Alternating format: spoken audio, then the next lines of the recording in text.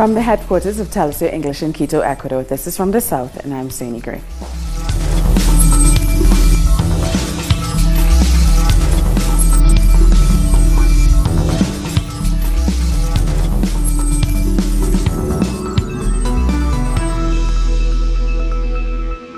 We start in Venezuela, where thousands of people have taken to the streets of Caracas to show their support for President Nicolas Maduro and condemn the attempt on his life on Saturday. The United Socialist Party of Venezuela made a call for citizens to defend Venezuela's sovereignty regardless of their political allegiances. The demonstration will head towards the Miraflores Presidential Palace, where they will be received by President Maduro. Other marches are also taking place across the country. Our correspondent in Caracas, Veronica in Southsea, brings us more. I am at a rest stop for citizens that have been marching for hours to support President Nicolas Maduro.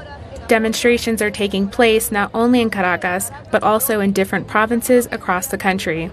Individuals have joined social organizations and political movements to reject the attack President Maduro suffered last Saturday.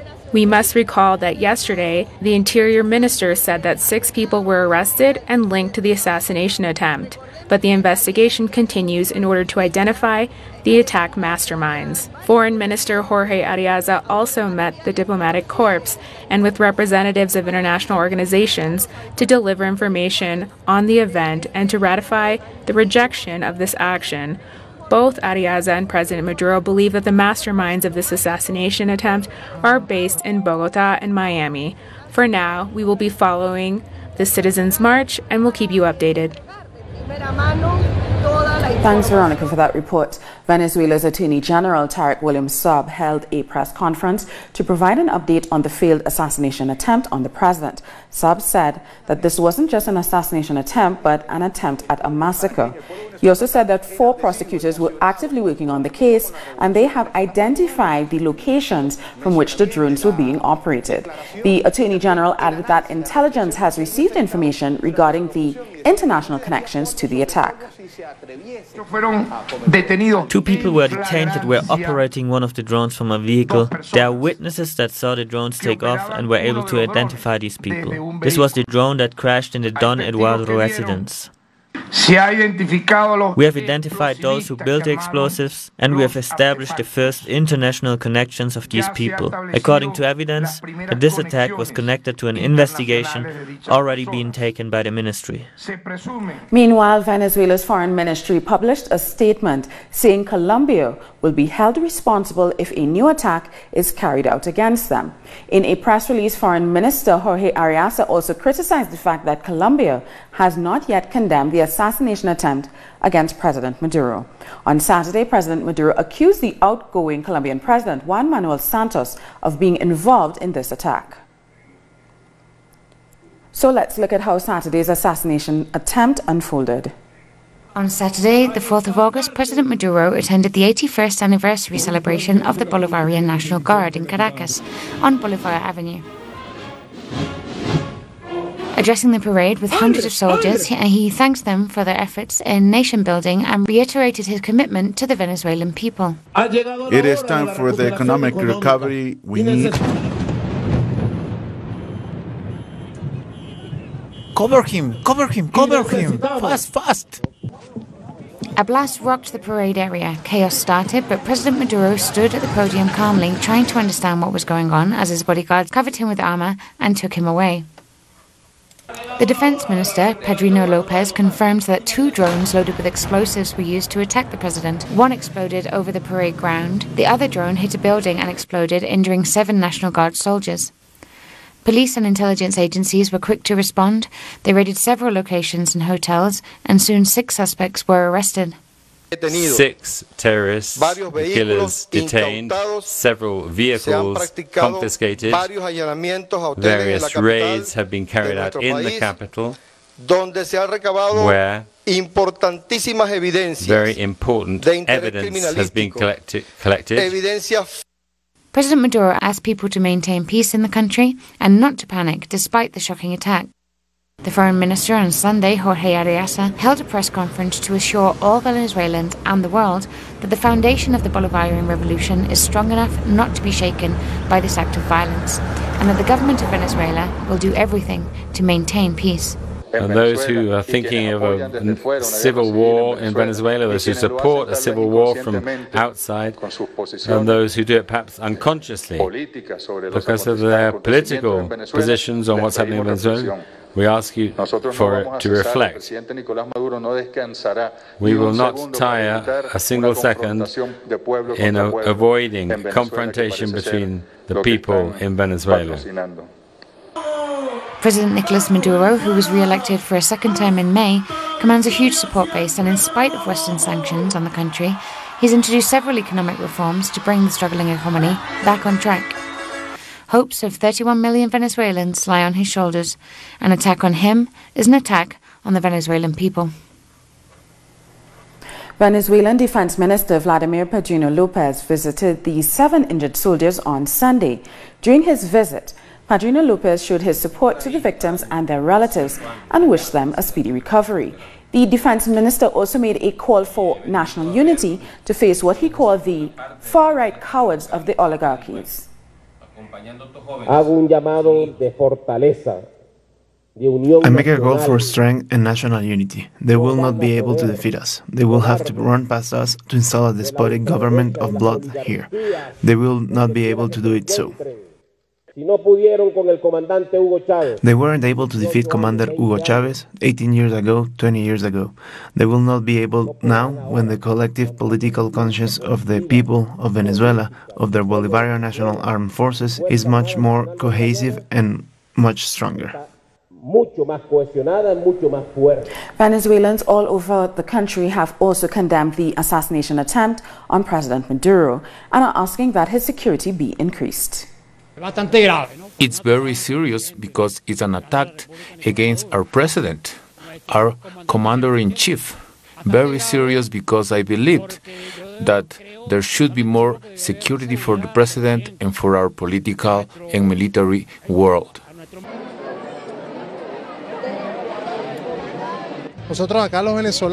We Venezuelans strongly reject what happened yesterday in Bolivar Avenue. It is clear that was an attack against the president and all the government authorities present there. We know as a people that there's nothing hidden. Everything is clear and precise on what is being forged against the Venezuelan revolution. And leaders in social movements around the world have shown their solidarity and support for the Venezuelan people after the attack. Venezuelan Foreign Minister Jorge Arreaza thanked international support, who continue to send messages of solidarity from around the world. The demonstrations, expressions of solidarity and support to President Maduro, to the Bolivarian government and its authorities has been almost an avalanche. They don't stop arriving. Governments, political parties, social movements, personalities expressing through communiques and on social media. And President Maduro and the Venezuelan state are extremely grateful for these expressions of solidarity. Bolivian President Evo Morales was among the first to publicly denounce the attack, saying that the attempted assassination is a crime against humanity and only shows the desperation of an empire defeated by a brave people. Nicaragua's President Daniel Ortega wrote, quote, "With a heart full of indignation, with the sacred fire of our revolutionary brotherhood, our strong condemnation to those cowardly terrorists." Miguel Díaz-Canel, Cuba's new president, and former President Raúl Castro expressed their full solidarity with President Maduro, as did Argentina's Communist Party. We stand in solidarity with President Maduro and the people of Venezuela, who have been promoting a transforming revolution. The progress of the right wing in Argentina and in the continent should not stop the advances the progressive governments have achieved. We call for unity of people for a better future that depends on participation of all, in order to stop the U.S. imperialism and the far-right groups. More strength to Maduro and for the people of Venezuela. South African ruling party ANC said they were shocked and described the attack as barbaric. They also wished the president and people of Venezuela strength during this difficult time. Fernando Cebamos from the Panamanian Broad Front for Democracy sent this message. We have expressed our full support to the constitutional government of Venezuela, also to the people who have participated in the peaceful election in the country. We respect their decision to embrace peace. They should follow the path of peace, and we stand in solidarity with them from Panama. The government of Uruguay outright rejected the act of violence and expressed solidarity with the victims and their families. The national coordinator of Act Now to Stop War and End Racism Coalition, Brian Becker, also sent his message of support. The attempt to liquidate the Bolivarian Revolution, to carry out through illegal criminal acts, through assassination attempts, to end this political process known as the Bolivarian Revolutionary process, the struggle for justice, that's to be predicted. And we know that the U.S. CIA and U.S. intelligence agencies have carried out numerous threats and acts against sovereign leaders who try to keep their country free and independent from the United States. The government of the Dominican Republic and the Prime Minister of Antigua and Barbuda, Gaston Brown, also released statements condemning the attack. On his part, Prime Minister of Dominica said all law-abiding global citizens should stand in condemnation of the calculated and cowardly act against the Venezuelan people. And earlier, my colleague Estefania Bravo spoke to Dr. Tedison Joseph in Barbados. He's the Dean of Government and Sociology at UWI Cave Hill and a member of the International Network in Defense of Humanity. Dr. Joseph said that the attack was intended to destabilize Venezuela. There has been a long attempt at destabilizing the Venezuelan government. The drone attack is a clear indication that those people trying to overthrow the regime are now frustrated and they are now getting desperate because they have been thwarted by the fact that Venezuela and President Maduro have been winning elections, democratic elections. So their claims about the country being undemocratic have been proven false. They have also been thwarted by the attempts to stir mass uprisings against the duly elected government of Venezuela. And so this attempt we are seeing now is a very desperate attempt to engage in criminality and to, in fact, seek to assassinate the leader. So that is why we are, in fact, not surprised by it, but we are very, very disturbed by it because it now shows that those forces seeking to overturn the Venezuelan regime are getting very desperate and are not going to stop at any measure and are willing to use criminality to achieve their goals. In Colombia, 2 people linked to the kidnapping and murder of 2 Ecuadorian journalists and their driver have been arrested. President Juan Manuel Santos congratulated the security forces for the arrest of alias Roberto and alias Otto. Santos said Huacho, the leader of the Olivier Sinister Front, will be the next to be detained. The Ecuadorian team of journalists had been kidnapped by the armed group at the border with Colombia in March. Their murder was confirmed almost 20 days after their disappearance. And still in Colombia, where another social leader has been killed, Hernan Diario Severa Ariesa was a prominent member of a community of artisanal miners in the northern department of Antioquia. He was killed in the municipality of La Union while he was visiting his relatives. Severa Ariesa is the 3rd community leader killed within his social organization in less than 2 months and the 21st in the department of Antioquia. More news in a minute, but first, here's a video from our colleagues in multimedia.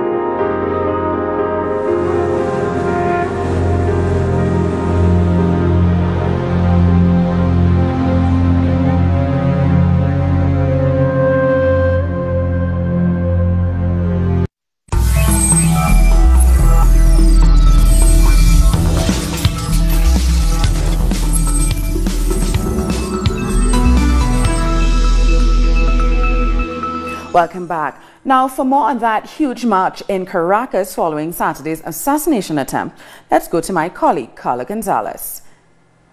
Hello, Sayini. Hi, yes. Carla. How are you? Can you tell us what's going on now? Of course. We're following this march, thousands of people gathering in Caracas to support President Nicolas Maduro after the assassination attempt on Saturday. We are seeing people from everywhere in Caracas getting together, demanding that the country remains in peace. They don't want to live what happened a while ago, the guarimbas, the violent clashes happening in their own hometown. They want peace. They want to denounce foreign intervention. They also want to support a peaceful living and a peaceful government for them as well. Can you tell us more about the reactions to the attack on President Maduro?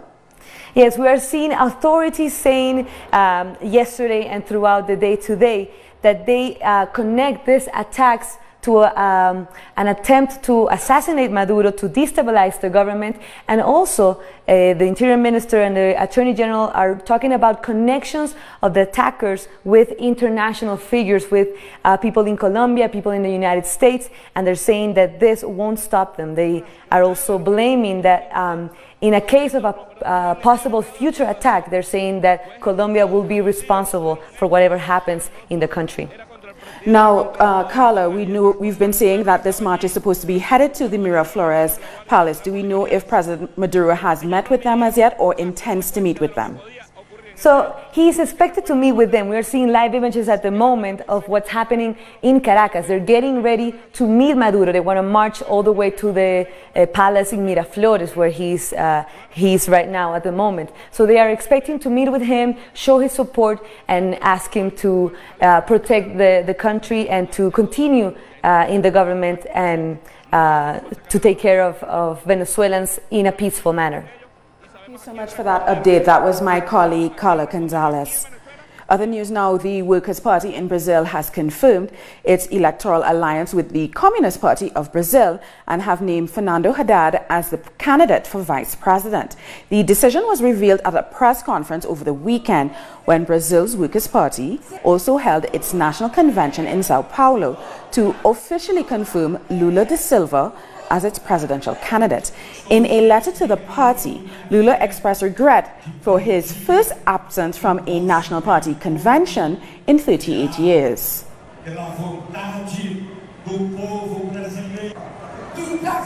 Our correspondent Ignacio Limas brings us the latest on developments surrounding the October elections in from Sao Paulo. Presidential and vice presidential candidates have now been chosen ahead of October's election here in Brazil. The Workers' Party declared that Fernando Haddad, the former mayor of Sao Paulo, will be its candidate for vice president alongside the former president Luiz Inácio Lula da Silva.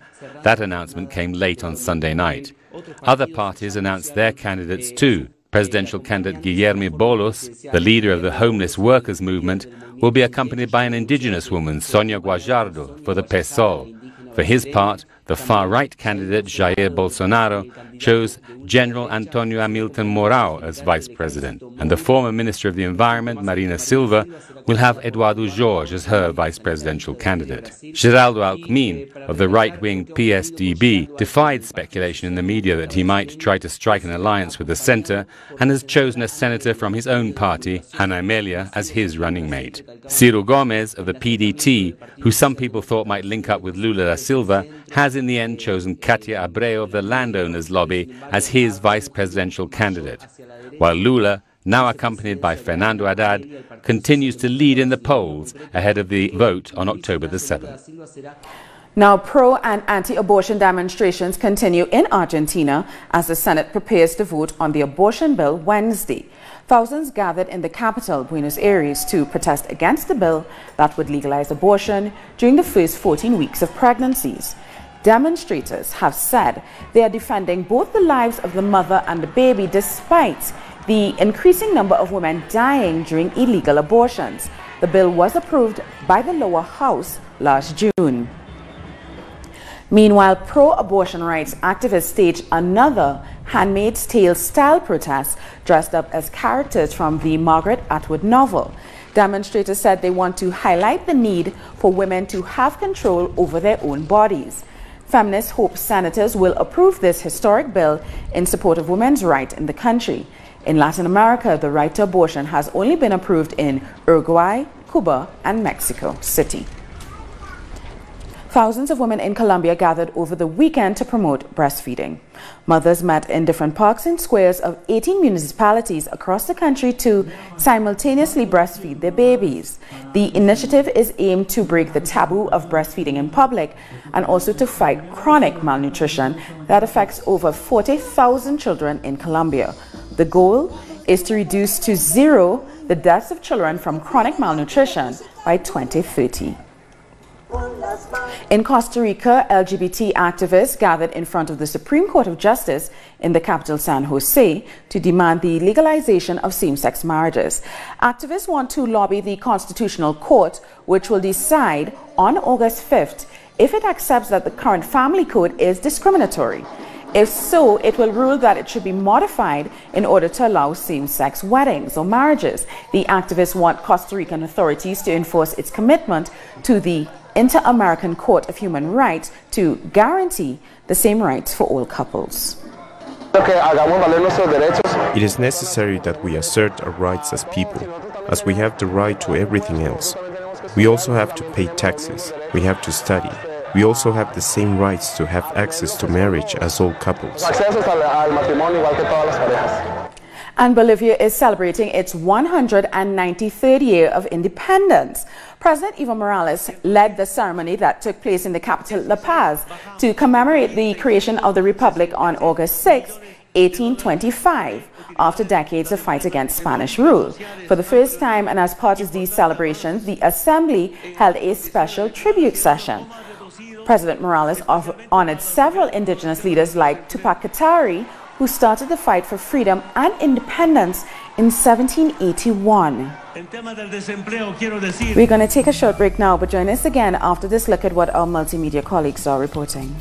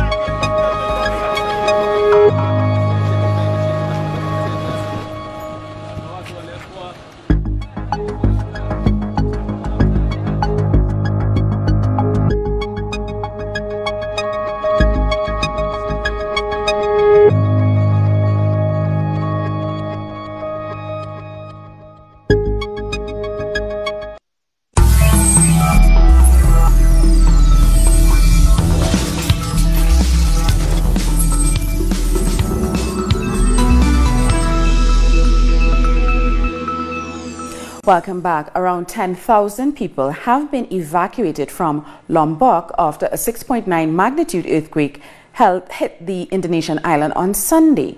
Scenes of destruction were seen all over the island as rescue workers continue their search and rescue efforts. The National Mitigation Disaster Agency said it expected the death toll to rise once the rubble of more than 13,000 flattened and damaged houses were cleared. At least 100 people were killed in the earthquake.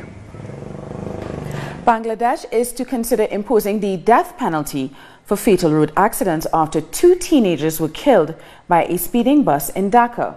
Student protests after the deaths have reached their 9th day, bringing traffic to a standstill. Police officers used tear gas to disperse students on Sunday. At least 50 people have been injured in the street attacks.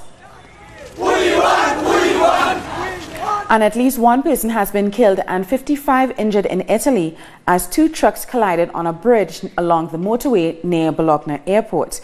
The collision fire rocketed into the sky, causing black smoke as part of the bridge collapsed as well.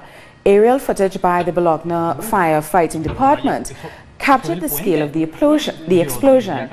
Police said they have closed off the road where the crash took place, as well as the surrounding area in Borgo Piningale on the outskirts of Bologna. And we've come to the end of this news brief. For these and many other stories, you can find them on our website at tellusyourtv.net/English. And join us on social media, Facebook, Twitter, and Instagram. For Tell Us Your English, I'm Suni Gray. Thank you for watching.